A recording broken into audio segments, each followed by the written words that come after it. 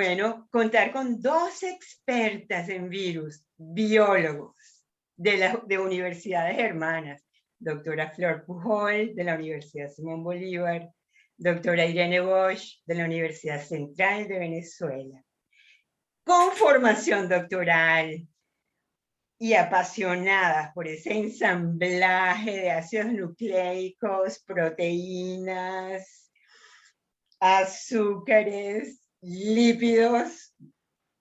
Es un verdadero regalo para la 30ª jornada de investigación, doctor Francisco de Venancio, que la estamos celebrando en su segundo año de forma virtual. Sus carreras son prolíficas, con un gran aporte al conocimiento de estas entidades que en muchos casos son patógenas para los seres vivos, tanto vegetal, animal, hongos, bacterias y Homo sapiens. Desde el punto de vista evolutivo, ¿qué representan los virus para la evolución humana?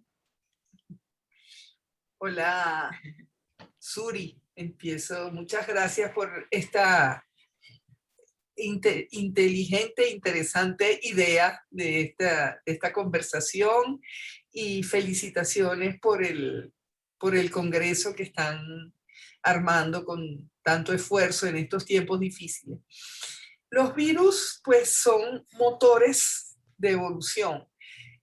Para mí y para muchos virólogos, no son seres vivos porque no tienen la capacidad de multiplicarse, son parásitos intracelulares obligatorios, pero son motores de la inmunidad y de la evolución, porque los hospederos, el humano, las plantas, los animales, han desarrollado mecanismos de defensa para protegerse contra la agresión que puede representar algunos de estos virus. Representan una inmensa biodiversidad también. Sus genomas muy pequeños, pero contienen una información muy diversa y muy amplia en términos de contenido y de representación proporcional en el universo. Y yo diría que sí, en términos de evolución, son motores de evolución. Yo añadiría exactamente esto que muy elocuentemente lo cuenta Flor. También ocurre que la evolución de la humanidad en sí se ha visto muy afectada por la existencia de estas infecciones virales, ¿cierto? Así vemos a través de la historia de la humanidad que los grandes huecos de mortalidad fueron causados por estas infecciones de tipo viral. En el caso extremo tenemos la conquista del continente americano por la viruela, que fue prácticamente exterminaron la población indígena hasta que llegó finalmente, muchos años, hasta siglos después, la vacuna. Y igualmente pues la muerte de miles de personas, de millones con la influenza de tipo española, y ahora hoy en día que ya llevamos millones con el COVID-SARS. Entonces, por supuesto que estos son organismos muy pequeños, pero que aprendieron a coexistir con la célula y a dañarla y a responder inmunológicamente a estas infecciones. Pero efectivamente, una gran mella entre el hombre y el virus ha sido observar estas infecciones a través del tiempo. Sí,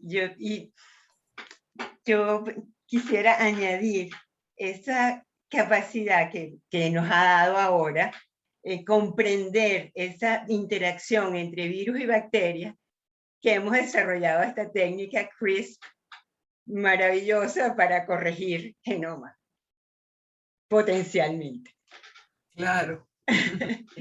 Es todo un universo de interacción biológica. Siguiendo en ese espíritu, en cuanto a los virus que afectan en particular al humano, ustedes han profundizado enormemente en algunos de ellos. Y de esa experiencia, ¿cuáles han representado como el mayor reto o la mejor anécdota? ¿Qué me cuentan? Bueno, empezamos por Irene esta vez. Bueno, gracias, Flor. Bueno, primeramente que teniendo Flor aquí al lado mío es un gran honor porque efectivamente en mi carrera como virólogo siempre mirábamos a aquellas personas que en Venezuela fueron el ejemplo y Flor definitivamente lo es. Así que, pues, feliz de tenerla al lado y de intercambiar estas ideas. Para mí, una de las cosas que más me marcó en mi carrera como virólogo y de hecho mi interés en la virología fue observar lo que llamábamos la ecología de enfermedades, es decir, la virología insertada en el tiempo y en el espacio, donde bien hablábamos de la evolución, pero que además entender que hay una interacción ecológica que hace que estos virus evolucionen, que hacen que las personas se enfermen, que hacen que las cosas cambien en el tiempo y en el espacio. Entonces esa parte pues dejó una gran impresión en mí y de hecho dedico mucho tiempo de mi labor profesional a ese tema.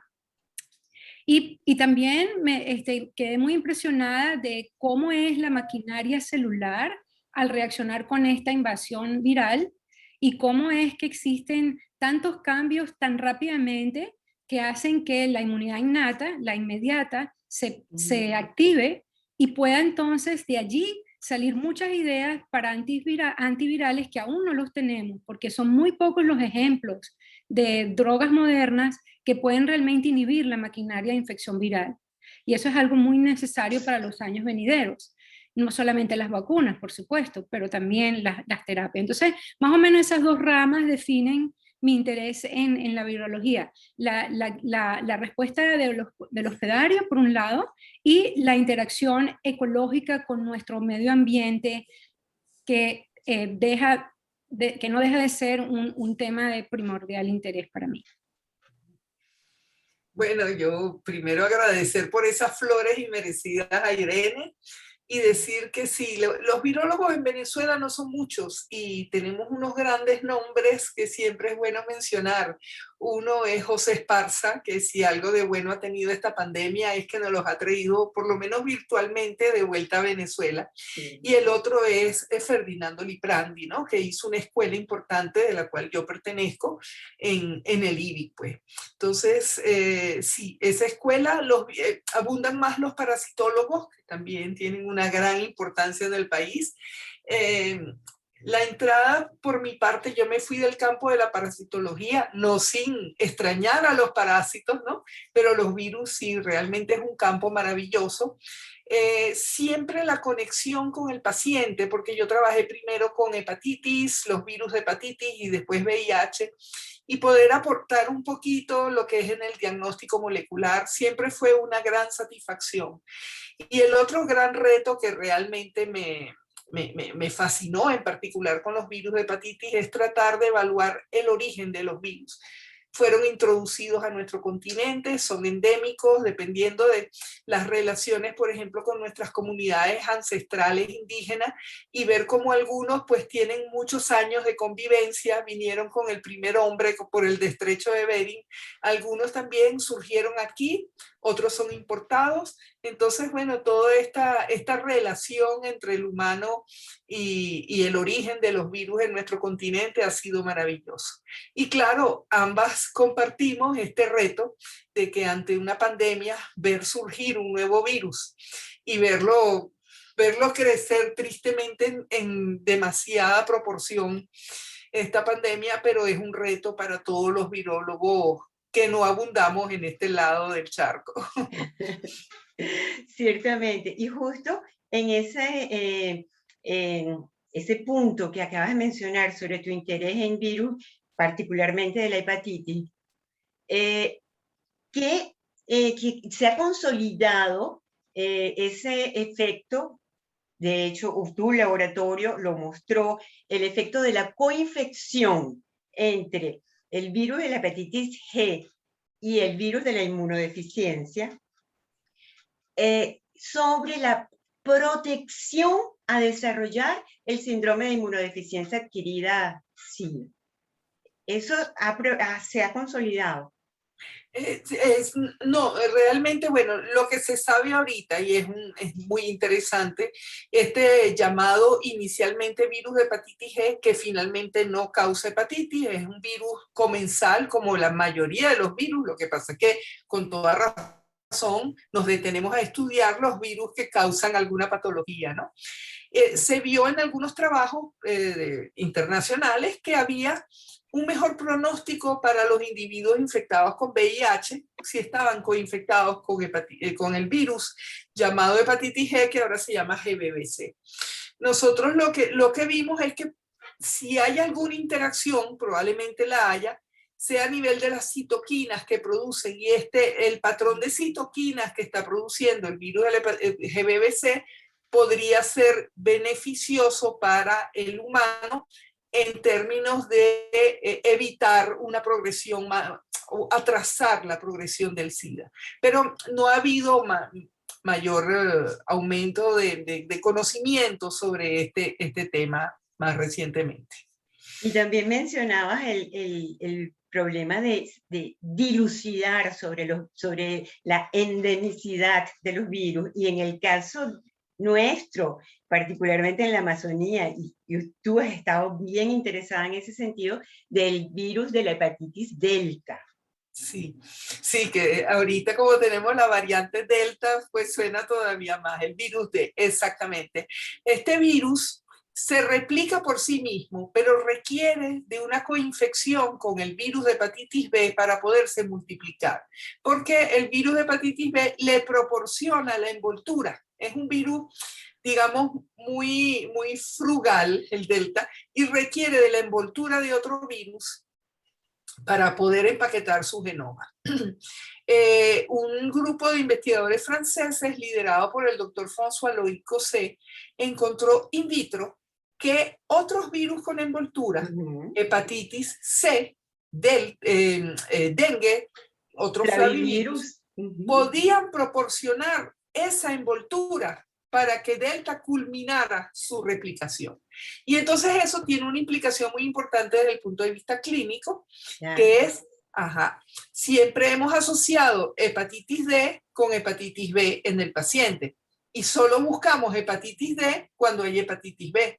Pero ¿será que pacientes con hepatitis C también pueden tener hepatitis D en ausencia de hepatitis B, que es el asociado que siempre asociamos con D? El dogma Exactamente, un dogma, y todavía es un tema muy controversial todavía. Nosotros encontramos en 250 pacientes venezolanos con hepatitis C 2 casos donde había evidencia de infección con hepatitis D y ausencia de infección con hepatitis B. Y en uno de ellos encontramos al virus D. En otros escenarios, otros países no lo han encontrado, pero no tienen las mismas prevalencias que nosotros. Así que esto es un tema que está, digamos, muy presente ahorita con este enigmático virus de la hepatitis D. Y por tu parte, Irene, tú has estado muy interesada en la familia Flaviviridae. Tanto que te llevó a estudiar incluso las aves migratorias para hospederas del virus del Nilo y contribuir de esta forma a definir el impacto en Venezuela. Cuéntanos de esa experiencia. Sí, esa experiencia fue una experiencia muy bonita porque participaron allí, estaba por supuesto el doctor Librandi como uno de nuestros asesores, estaba la Universidad Central, la Escuela de Ciencia que es mi alma mater, y el grupo de zoología y Miguel Lentino, que es muy famoso, reconocido en el mundo como experto en aves. Entonces allí la hipótesis fue la siguiente, que West Nile es un virus, un flavivirus parecido al dengue, pero que se reproduce muy efectivamente en aves. Y los equinos y los hombres son más como un hospedero final donde no hay una replicación muy fuerte. Entonces, ¿cuál era la hipótesis? Bueno, las aves son increíbles. Ellas tienen vuelo directo continental desde el norte, más norte de Estados Unidos y Alaska, incluso hasta los llanos venezolanos o incluso hasta las llanuras brasileras. Entonces, gracias al conocimiento de las personas que se encargan del estudio de las aves, embarcamos en un año de estudio en Venezuela para buscar la seroprevalencia, la historia presencial del virus de West Nile en aves, que la conseguimos en el borde fronterizo con Colombia. Mostramos varios lagos y varios sitios, puntos de llegada de aves y sitios migratorios como el Henri Pittier, que son como autopistas de aves, y ahí hay una puerta de entrada que realmente se ve como una puerta en el punto del cerro donde vienen las aves. Eso fue hermoso porque lo logramos demostrar. Además que logramos, con la ayuda de ciertos personajes que eran dueños de grandes hatos creo que era el hipódromo en aquel entonces, pudimos mostrar hasta 3.000 caballos. Entonces fue una ardua tarea que sí fue hecha por un equipo grande de investigadores, donde se demuestra la entrada del virus del Nilo por medio de la serología en aves. Dicho sea de paso, para hacer estas serologías eran técnicas difíciles porque se llama una ELISA competitiva, donde teníamos que demostrar que la reacción serológica era exactamente para el West Nile, y allí también descubrimos que el virus de encefalitis de San Luis estaba muy presente en los caballos y en los equinos de Venezuela, que es un primo hermano de estos West Nile flavivirus. Entonces fue esa experiencia fue así, muy increíble. Y después, bueno, ya se hizo popular la idea, después de ese trabajo, que efectivamente había entrado al continente y ya estaba en toda masivamente, de norte a sur y de este a oeste, la infección del West Nile, que lamentablemente incluso aquí en Massachusetts está causando parálisis de miembros a humanos y ha causado, por supuesto, muertes humanas. O sea, es un hecho real que lo vamos a ver con los cambios ecológicos, que estos virus van a empezar a establecerse definitivamente en las poblaciones. Es un reto. Y dentro de ese mismo grupo de virus, flaviviridae, el Nilo, Zika, dengue, el Zika destaca por su potencial para inducir microcefalia, Sí. malformaciones cerebrales, otros defectos de nacimiento. Incluso en el adulto puede conducir a un síndrome de Guillain-Barré. Sí, exacto, ¿no? Y en esto Flor también puede comentar mucho sobre el tema, pero lo que pasó, que quiero decir rápidamente de lo que se entiende hasta ahora del síndrome de la microcefalia por Zika, es que pensábamos en un momento dado que era un aumento en la patogenicidad del virus como tal, pero resulta que no, que resulta que más bien lo que se entendió, que había una atenuación masiva de este virus al pasar de África a Asia y de Asia hacia el Caribe y las Américas, donde más bien permitió que en vez de haber un aborto natural en la madre embarazada, entra al material fetal y a la parte del sistema nervioso del feto y lo destruye, de manera que causa estas graves fallas funcionales del cerebro y fisionómicas, pero que sobrevive el feto. Mientras que aparentemente en África, con los Zikas de Uganda y los Zikas de los años 50, lo que se veía era que sí había Zika, pero que era más bien mortal para el feto, causando un aborto. Entonces, eso fue una sorpresa, por lo menos para mí lo fue, porque nos empezamos a dar cuenta de eso estudiando las citoquinas de estos virus del Asia y de las Américas, y nos dimos cuenta que había una atenuación en la respuesta de la inmunidad. Y por eso probablemente pasaron. Pero por allí, pues, Flor, puedes complementar con tus conocimientos, por supuesto. No, yo creo que ya Irene lo ha dicho brillantemente, muy interesante el tema de prácticamente por qué no se veía en África, sencillamente porque ya estaba causando un aborto y al ser atenuado el virus, ahorita no causa el aborto, pero sí malformaciones en el feto, ¿no? Interesante, un tema muy, muy delicado y complicado, ¿no? Y de allí la importancia del diagnóstico, de los métodos diagnósticos en los que has trabajado, Irene, fuertemente. Sí. Sí, porque resulta que la viremia, que es la cantidad de virus en sangre, pues en suero, en Zika, es por lo menos de 1 o 2 logaritmos más bajo que en dengue, que es un primo hermano, pues flavivirus que todos conocemos. Y en dengue es fácilmente detectable unas proteínas llamadas no estructurales 1, que circulan así como circula el virus, y por eso la podemos detectar muy fácilmente. Sin embargo, en Zika no lo fue así. En Zika la enfermedad sigue siendo un problema para su detección temprana, si bien las IgM, que son la primera línea de respuesta inmunológica, se pueden detectar a los 7, 5 días, pues sí, no hay una manera muy buena de hacerlo con la NC1 a nivel de Zika, sí a nivel del dengue 1, 2, 3 y 4, y es bueno enfatizar que son 4 virus de dengue, no es 1, son 4, y esos 4 son, es importante ellos 4 ser detectados en forma definida. Bien sea, así no se, necesariamente a este nivel no necesariamente se entienda clínicamente o se sepa las diferencias de estos 4 virus, pues sí, es bueno recalcar eso, que son 4. Sí, es un problema porque la NC1 y la viremia en sí que es muy baja. Esta ha sido muy hermosa esta conversación. Más que una conferencia clásica.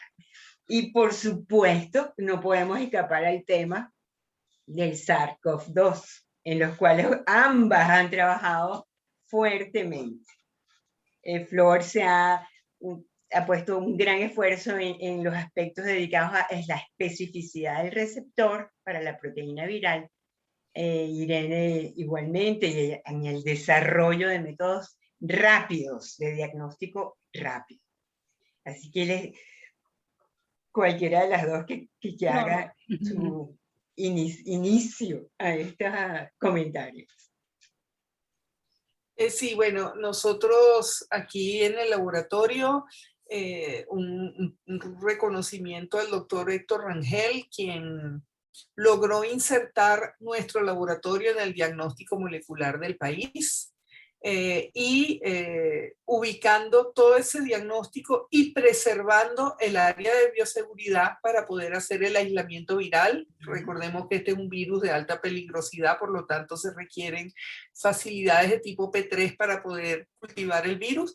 El único laboratorio que lo puede hacer en este momento en Venezuela y tiene aislamientos de todas estas variantes y le permite evaluar antivirales, anticuerpos neutralizantes, etc. Y mi contribución dentro de este rompecabezas es en la parte de vigilancia genómica. Instalamos un método, implementamos un método racional, todo un equipo, con muchas muchachas, por cierto, el equipo de la vigilancia genómica, para evaluar un fragmento pequeño que tenga las mutaciones claves de estas variantes, y de esta forma después confirmamos por genoma completo, porque no tenemos la capacidad de hacer centenas de miles de genomas completos como hace el Reino Unido, y esto nos ha permitido entonces realizar una vigilancia genómica desde principio de año, en todos los estados del país, ¿no? Entonces, y sabemos que esto es importante porque en función de eso, pues, las medidas, cómo debe, el mensaje a la población de que hay que seguir redoblando, aunque haya cansancio, aunque creamos que no, ya la epidemia, estoy vacunado, no. Obviamente la vacunación es la mejor herramienta, pero tenemos que seguir manteniendo las medidas, la mascarilla, el aislamiento, porque con las variantes, si bien no nos enfermamos gravemente si estamos vacunados, pues nos podemos infectar, ¿no? Entonces, es un trabajo de hormiguita continuo y muy gratificante haber podido participar en esto en Venezuela, que hace tanta falta. Sí, qué orgullo para nosotros. Cuéntanos, Irene. No, y de hecho, bueno, todos los días sigo muy de cerca el grupo de virólogos y profesionales que estamos asociados a un chat, y me doy cuenta, por supuesto, por ser venezolana, de los grandes retos que los virólogos y la población en general están pasando. Entonces, por allí las primeras palabras es de que todo aquello que yo pueda hacer desde acá o mi motivación de un punto de vista profesional siempre tiene de ese lado la inquietud de saber el sufrimiento aún mayor de la población bajo las condiciones de COVID en Venezuela. Y esto no es trivial decirlo porque Venezuela es probablemente uno de los países más afectados en el mundo hoy en día con una crisis humanitaria.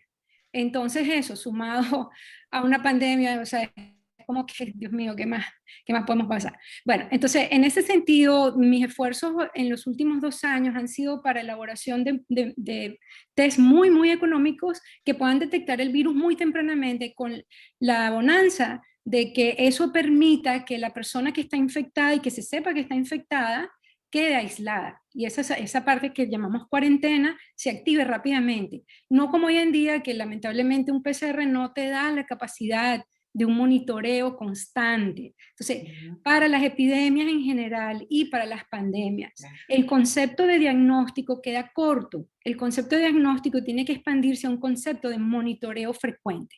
Allí la necesidad de que estos test rápidos sean frecuentes. Se calcula en modelajes matemáticos que si hay un 1% de transmisión, se puede hacer un muestreo de 2 veces a la semana para una contención rápida de menos de una semana en una población de miles de habitantes. Entonces, la relación frecuencia de testeo con rapidez de dar esos resultados y entrar en cuarentena hace que el modelo funcione para contención. Hoy en día casi todos los países, con muchas pocas excepciones, han fracasado en la contención por parte de los test rápidos. Más que todo es una idea de contenimiento del movimiento de la población y de cuarentena. Entonces la idea sería, si hacemos masivo el uso de estos test rápidos, si en verdad pudiese ocurrir, que son hoy en día muy buenos, esto puede realmente revertir y ayudar a que la persona infectada sepa a tiempo real y rápido que está infectada. ¿Ok? Entonces esa es más o menos la idea. Y lamentablemente los virólogos estamos tratando desesperadamente de mantener estos conceptos en la opinión pública, pero las opiniones públicas son dominadas por cosas muy extrañas como anticientíficos, como politizados, como cosas prácticamente extraterrestres en algún momento, que uno dice, bueno, ¿qué pasó aquí? O sea, realmente hay que decir, ok, por favor, vamos a pensar cómo podemos consultar con los expertos el contenimiento de una pandemia. Y allí es donde, no sé cómo, Flor, te sientes tú, pero han habido muchos ejemplos de cosas insólitas, como por ejemplo los movimientos antivacunas.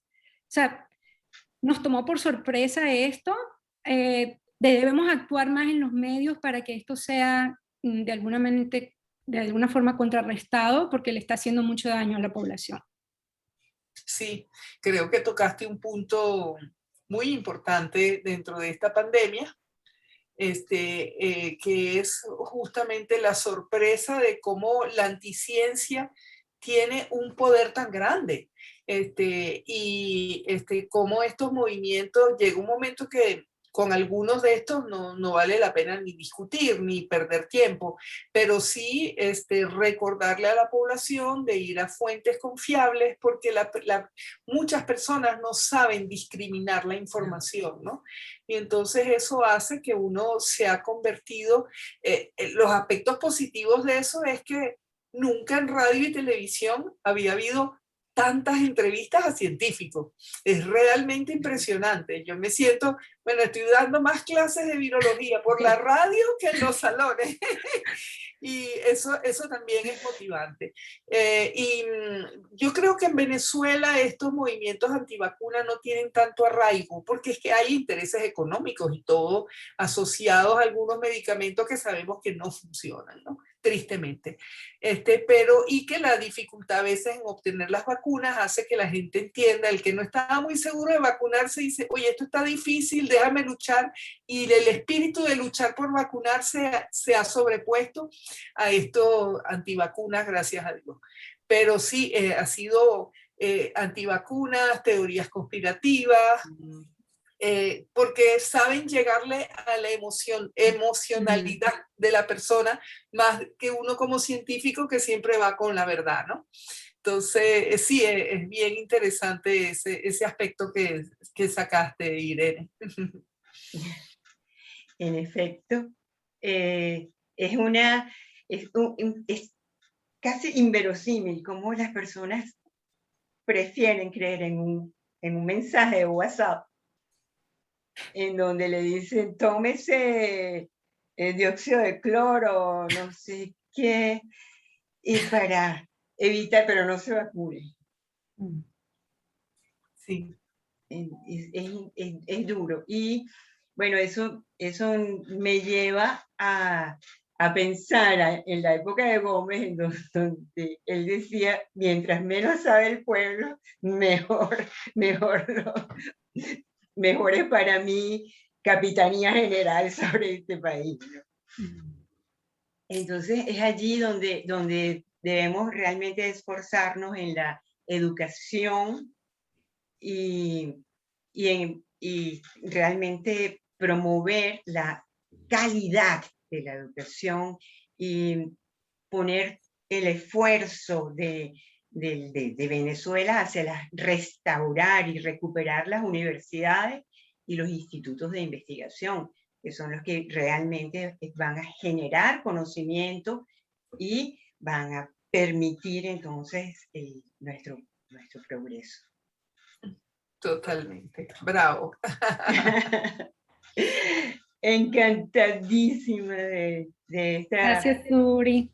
Gracias. esta reunión y creo que los maestros, el año pasado yo llamé, estas jornadas las llamé Los Maestros Llaman. Francisco de Venanzi y Augusto Pisuñer, fundador de este instituto, y Francisco de Venanzi, uno de los grandes pilares, ¿no? Y creo que han hecho el llamado. Te felicito y te felicito también porque tú eres una mujer ejemplo, eres la primera mujer que es directora de un instituto, eres la primera mujer no médico que dirige un instituto de medicina y lo has hecho con gran valor y valentía y eres un ejemplo para todas nosotras. Y estoy segura que el doctor de Venanzi estaría súper orgulloso de ti. Él solía regañarme porque yo trabajé con él haciendo canulaciones y perfusión en hígados de rata. Sí. Y fue mi maestro cuando estaba en la escuela de biología. Hice mi tesis con él. Pero la verdad que te felicito, Suri, por estar haciendo todo lo que haces por el instituto. Bueno, me sumo a esas felicitaciones y además un agradecimiento muy especial por habernos reunido hoy en esta interesante tertulia. Hasta luego. Gracias mil. Chao, Flor. Hasta luego. Chao, gracias.